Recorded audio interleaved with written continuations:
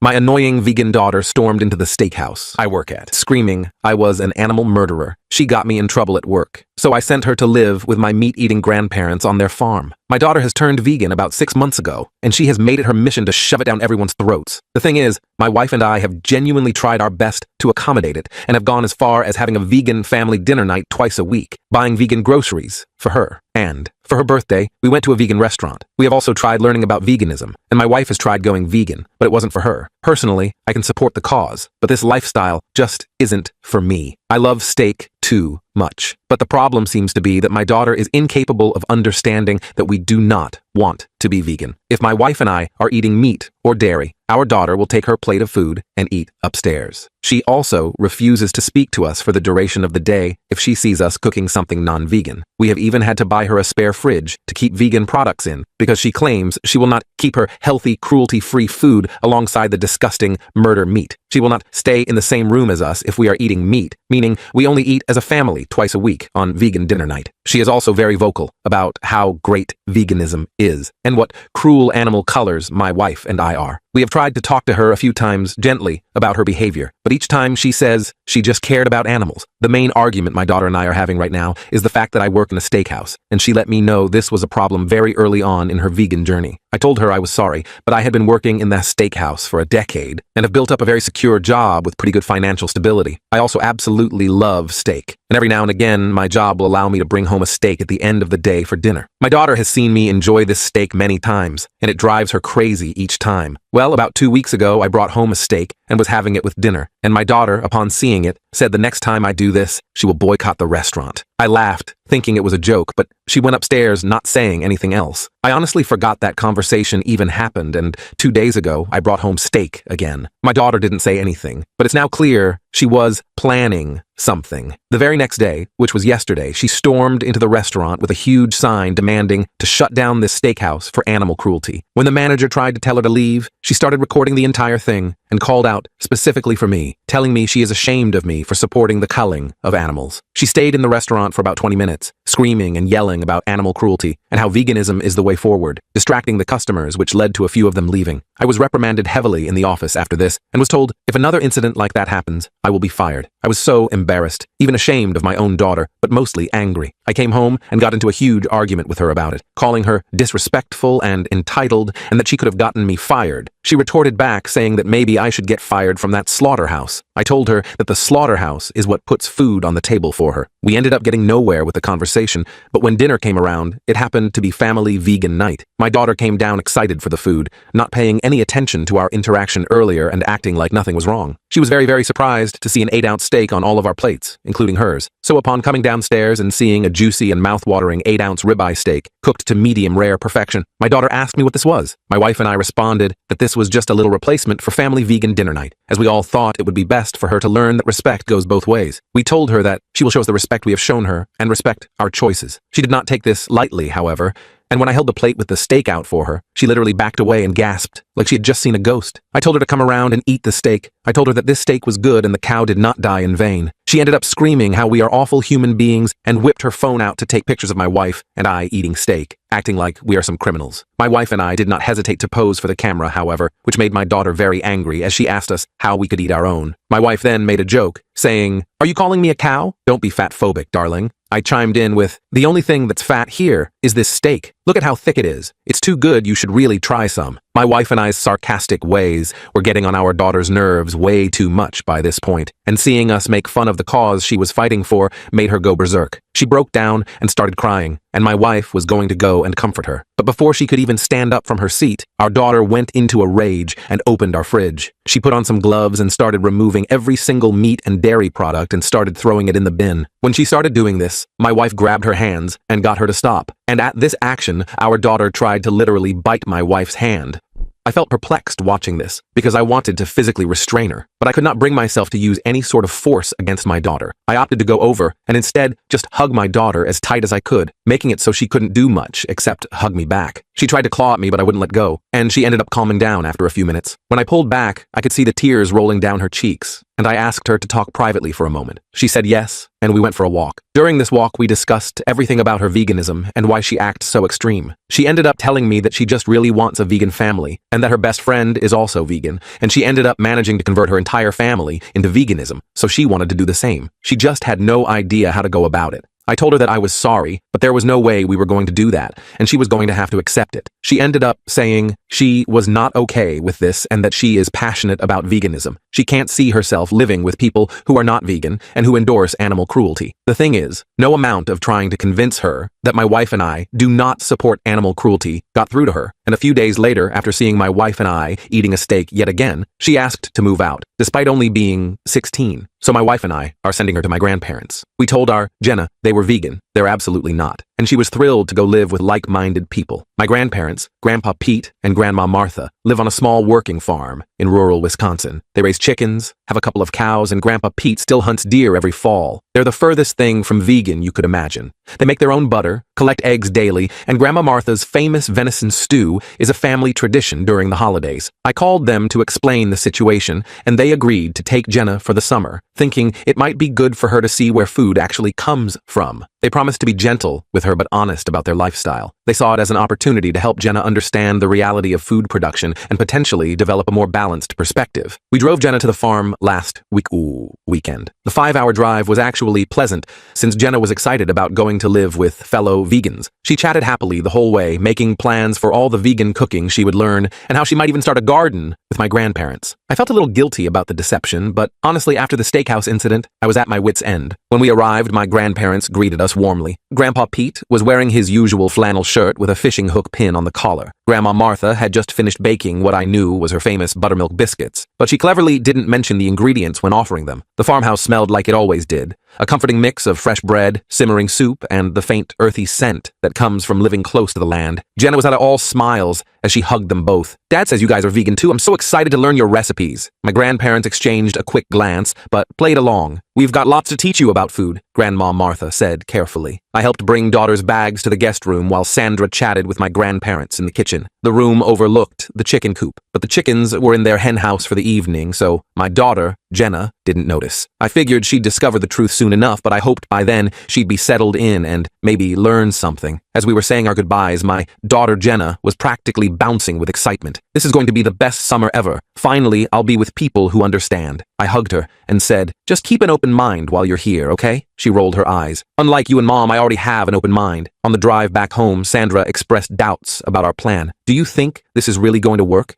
She's going to freak out when she realizes they're not vegan? I shrugged. Maybe, but my grandparents are smart and patient. They won't push her, but they'll give her a reality check about where food comes from. Plus, they're far enough away that she can't just storm home when she's upset. When we got home that night, the house felt weirdly quiet without Jenna's constant veganism lectures. We made bacon and eggs for dinner just because we could, without having to hear about pig intelligence or chicken periods. Grandpa Pete called the next morning. Apparently, Jenna had woken up to the sound of roosters crowing and had gone to the window to discover the chicken coop. She'd come downstairs demanding explanations. She's pretty upset, Grandpa Pete said. But we told her that we respect all animals here, even the ones we eat, and that everything on our farm is ethically raised. She didn't storm off, which I consider progress. I felt relieved that at least she hadn't tried to flee immediately. Just give her time, I told him. And thanks again for doing this. 2 days later, I got a text from Jenna. I know what you did. This isn't over. Then radio silence. Meanwhile, things at work calmed down. Marcus seemed to have moved past the protest incident,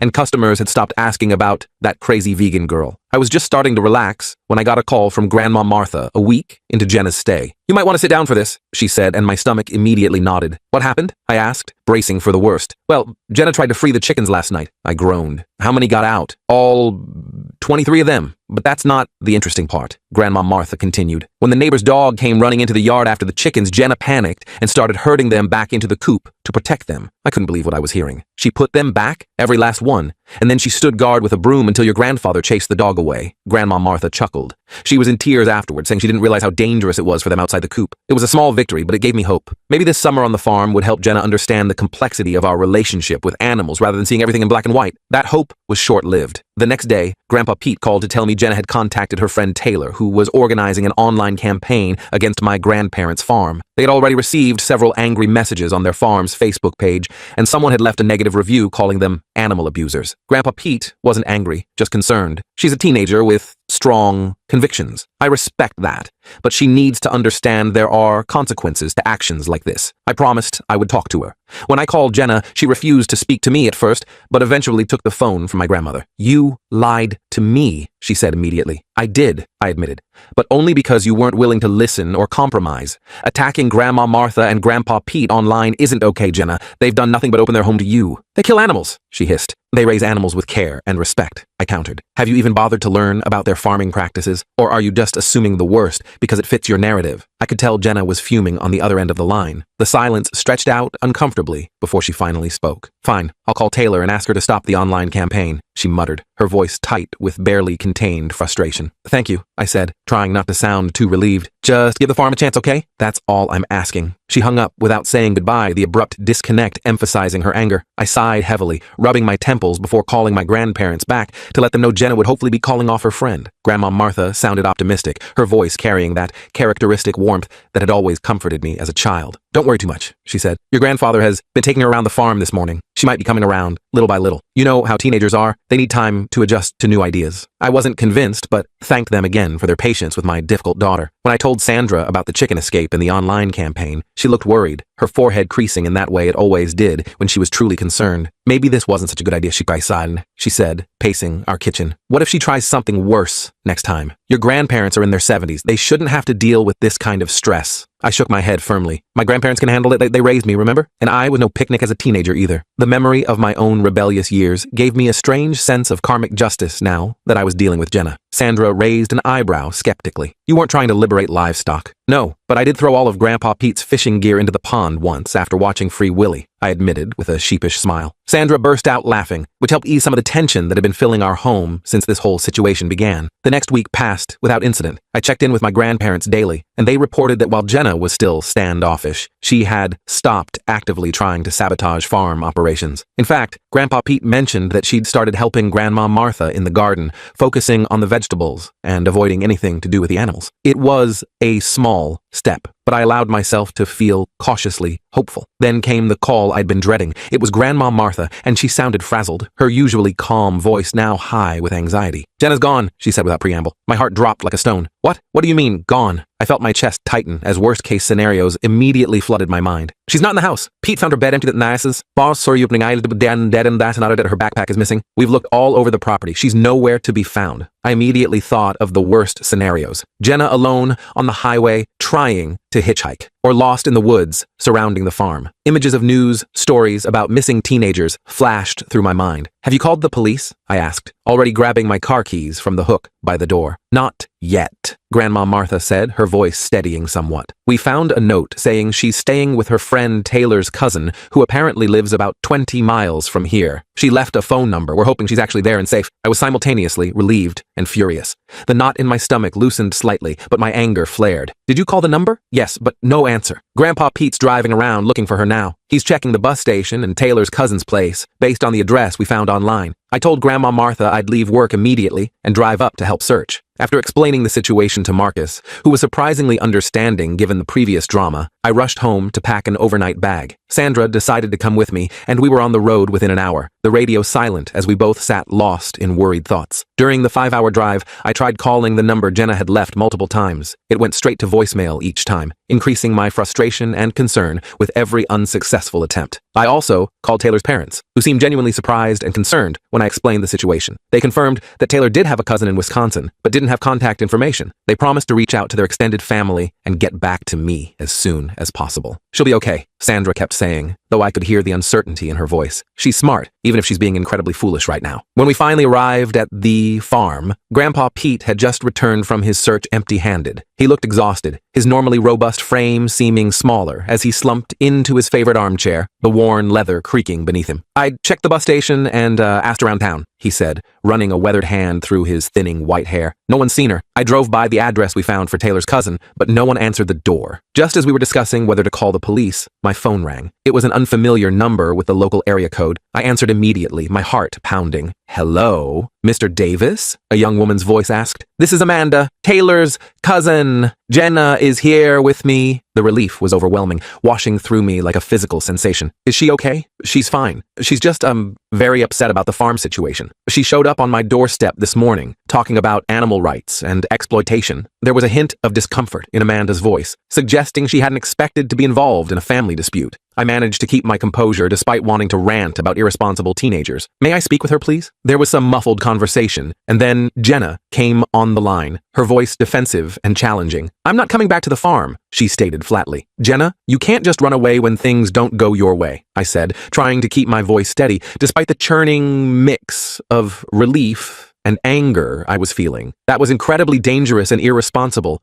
Do you have any idea how worried your great-grandparents have been? How worried we've been? It's not irresponsible to refuse to participate in animal exploitation, she shot back, that self-righteous tone I'd grown too familiar with lately creeping into her voice. I left a note. I'm safe. I'm not coming back to watch animals being raised for slaughter. I took a deep breath, counting silently to 10 before responding. We'll discuss that later. Right now, I need to come pick you up. Your mom and I are already at the farm. After some back and forth, with Jenna arguing and me trying to remain calm while Sandra whispered suggestions in my ear, Amanda finally gave me her address. She sounded uncomfortable about the whole situation, which gave me hope that she might be a somewhat responsible adult, despite harboring my runaway daughter. Sandra and I drove to the address, which turned out to be a small apartment above a health food store in a nearby town. Amanda, a woman in her mid-20s with dreadlocks and multiple piercings, answered the door looking apologetic, her eyes darting nervously between us. I'm really sorry, she said quietly as she led us inside. Taylor called me freaking out about Jenna being on some meat farm against her will. I didn't realize she had run away from her great-grandparents. I would never have let her stay if I'd known the whole story. Jenna was sitting on the couch, arms crossed tightly across her chest. She had that stubborn look I'd come to know all too well. Chin jutted forward, eyes narrowed, lips pressed in a thin line. What were you thinking? I asked her,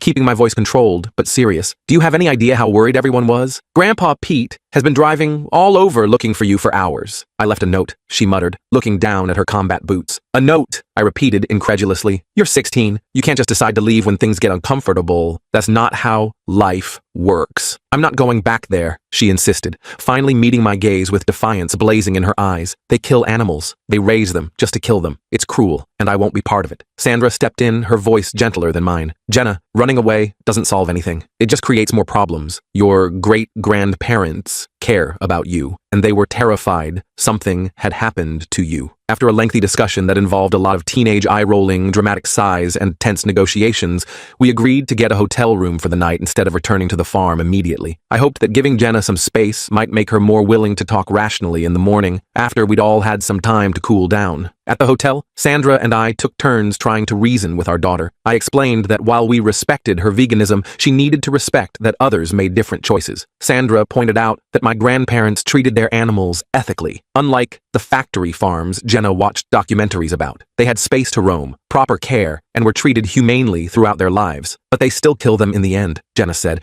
tears welling up in her eyes. How is that ethical? They pretend to care about the animals, but they're just raising them to be slaughtered. That's even worse. It's betrayal. I didn't have a perfect answer for that. Life is complicated, Jenna. There's no perfect way to exist in this world without causing some harm. Even plant agriculture causes animal deaths through habitat destruction and pest control. The combines that harvest grain and vegetables kill countless small animals. She looked unconvinced, but at least she was listening, her arms uncrossed for the first time since we found her. That's different, she argued, but with less certainty than before. That's not intentional. It's not the purpose. I know it seems black and white to you right now, Sandra said gently, but most ethical questions exist in shades of gray. Your great-grandparents' farm is nothing like the industrial operations in those documentaries you watch. The next morning we had breakfast at a cafe that, to Jenna's surprise, had several vegan options. The atmosphere was less tense as we sat by a window overlooking the small town, morning sunlight streaming across our table. As we ate, I proposed a compromise. How about this? I suggested. You come back to the farm, but you don't have to participate in anything involving the animals. You can focus on the vegetable garden, which Grandma Martha says you've been enjoying, and will respect your veganism. No more comments about protein or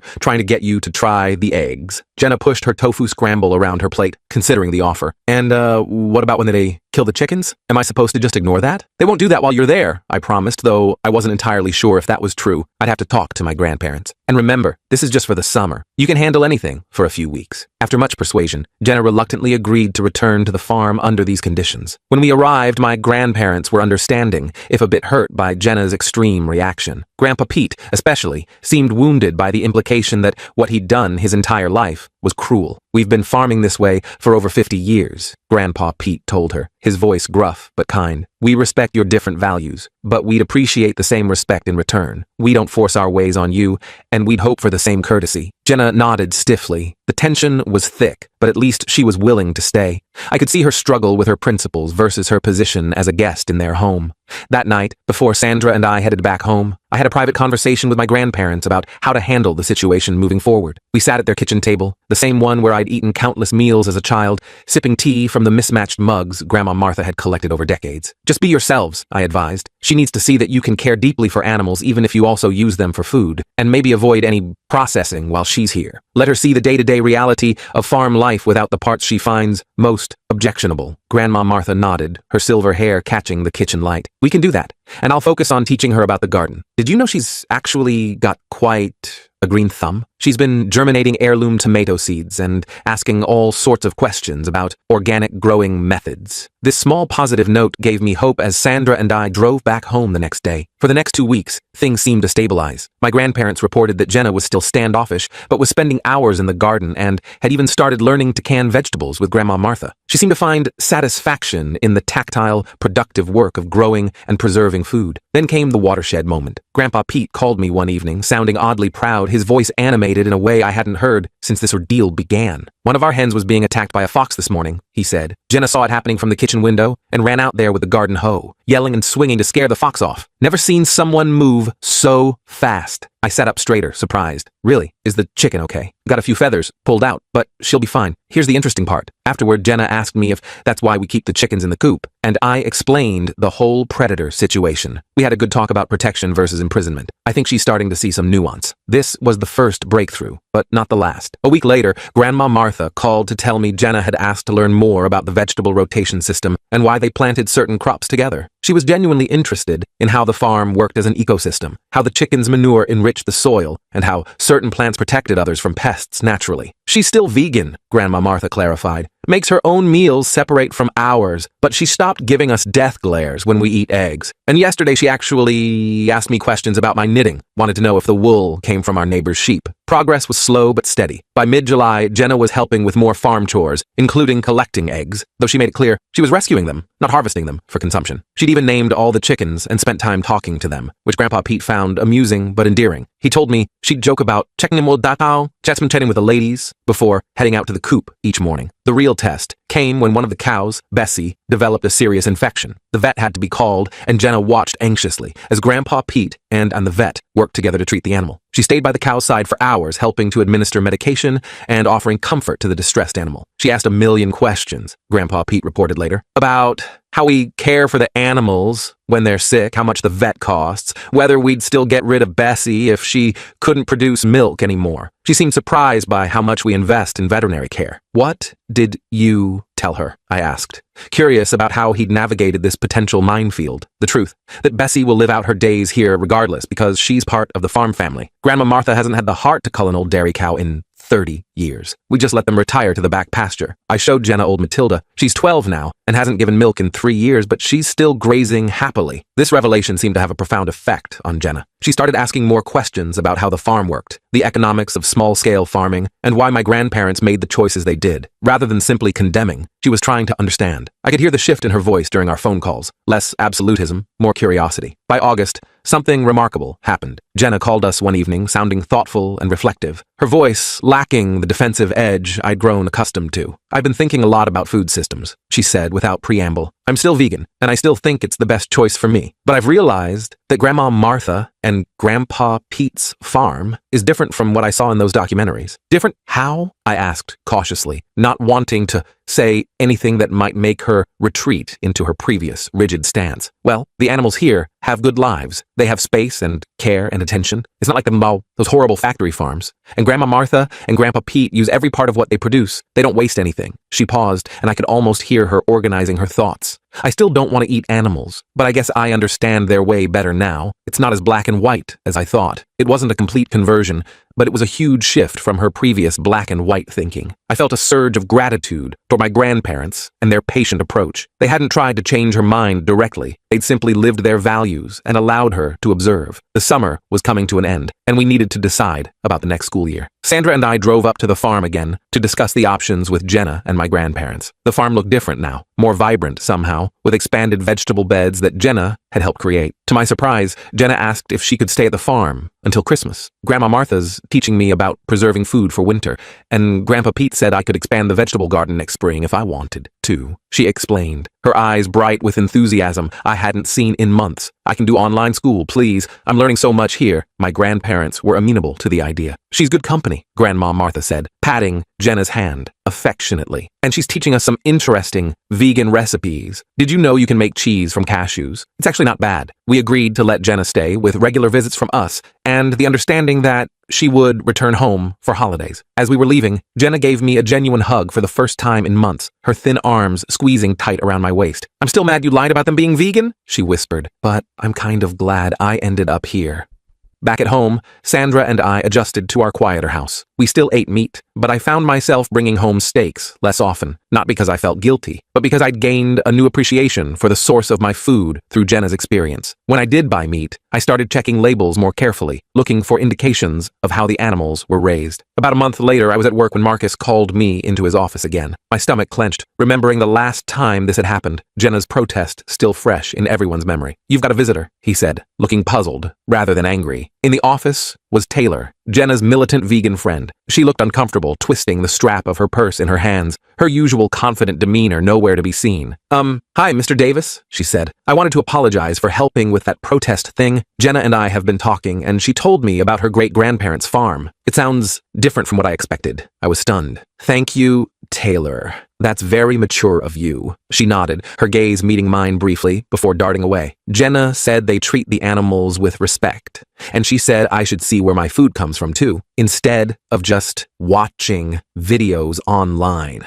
So I was wondering, could I maybe visit her at the farm sometime? This was an unexpected turn. I think that could be arranged. I'm sure my grandparents would be happy to have you." After Taylor left, Marcus looked at me with raised eyebrows. "What exactly is happening at this farm of yours? Vegan conversion therapy?" I laughed, shaking my head. "Just some education about where food really comes from, both animal and plant. It's hard to maintain a black and white view when you see the actual complexity up close." The next big surprise came in October. I received a package from Jenna containing jars of homemade tomato sauce, pickled vegetables, and a letter. The vegetables had been grown in the garden she helped tend, and she'd preserved them herself under Grandma Martha's guidance. The jars were neatly labeled in Jenna's handwriting, with dates and ingredients carefully noted. "I'm proud of growing my own food," she wrote. "It feels good to know exactly where it comes from and the work that goes into it. I've been thinking that maybe, instead of protesting steakhouses, I should be promoting small ethical farms like Grandma Martha and Grandpa Pete's. Not everyone will go vegan, but more people might care about where their meat comes from if they understood the difference." This was a profound shift in perspective. Instead of viewing all animal agriculture as evil, Jenna was starting to see the spectrum of practices and focusing on what she could realistically change. The militant absolutism had given way to a more practical, nuanced approach to advocacy. In November, I visited the farm again and was amazed by the transformation in Jenna. She was confident and knowledgeable about the garden, showing me the winter crops she'd planted and explaining the composting system she'd helped improve. She still prepared her own vegan meals, but now she did so alongside Grandma Martha, the two of them chatting comfortably as they worked in the kitchen. "Grandpa Pete's teaching me about the economics of farming," she told me over dinner. "Did you know how hard it is for small farms to compete with big agricultural companies? The profit margins are really small." I hadn't known she had any interest in the business side of farming. "It's tough," I agreed. "That's why so many family farms have disappeared." "Yeah," she said thoughtfully, twirling her fork in a plate of roasted vegetables. "And then, all we have left are those big factory farms that are actually terrible for animals. It's like by trying to boycott all animal products, I might actually be making things worse by hurting the good farms, too." This level of nuanced thinking was miles away from her previous absolutist stance. I glanced at my grandparents, who were beaming with quiet pride. That evening, as Jenna was showing me her plans for the spring garden,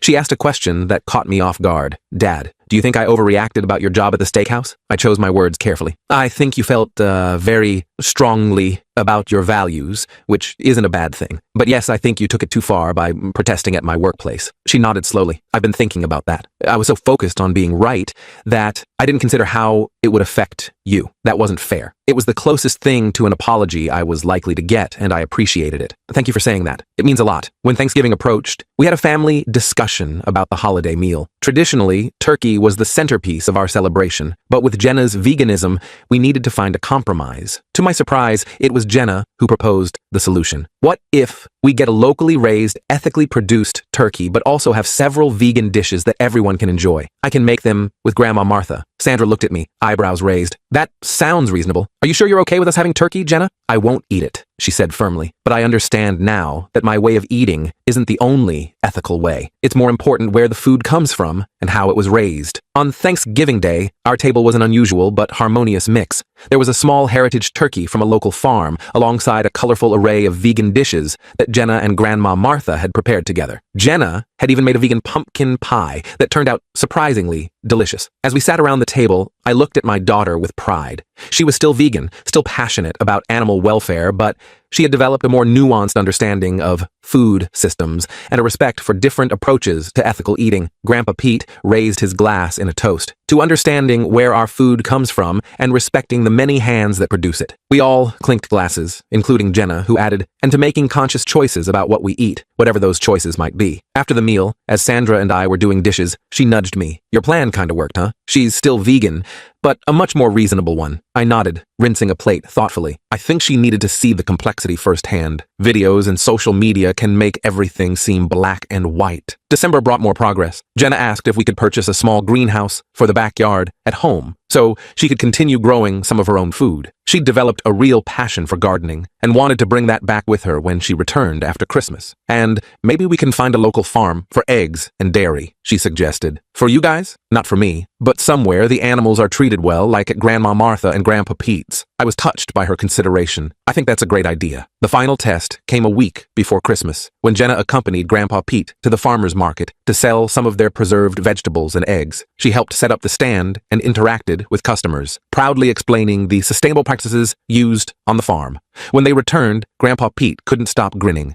You should have seen her talking to people about responsible farming. A customer asked why our eggs were more expensive than supermarket ones, and Jenna gave this whole eloquent explanation about the real cost of food production. Jenna blushed, but looked pleased. I just told them the truth about how the chickens live and why that matters. As Christmas approached, Jenna packed up her things to come home. She'd spent nearly 6 months at the farm, arriving as a militant vegan zealot and leaving as a thoughtful advocate for sustainable food systems. She was still vegan, but her perspective had expanded enormously. On her last morning at the farm, Grandpa Pete presented her with a gift, a custom-made sign for her future garden that read, Jenna's Ethical Eats. She hugged him tightly, tears in her eyes. The drive home was filled with Jenna's excited plans for her greenhouse and garden. She also had ideas about starting a blog focused on ethical food sourcing, whether vegan or omnivorous. I want to build bridges instead of just yelling at people, she explained. That doesn't work anyway. Nobody listened when I was protesting at the steakhouse. I felt an overwhelming relief that my daughter had found a more constructive outlet for her passion. As we pulled into our driveway, I remember the angry, self-righteous teenager who had stormed into my workplace 6 months ago and marveled at the thoughtful young woman beside me now. That night, as we sat down to dinner, there was no drama, no storming off, no accusations of murder, just a family eating together, Sandra and I with our chicken, Jenna with her lentil loaf, and having a normal conversation. It wasn't perfect harmony, but it was mutual respect, and after the year we'd had, that felt like a miracle.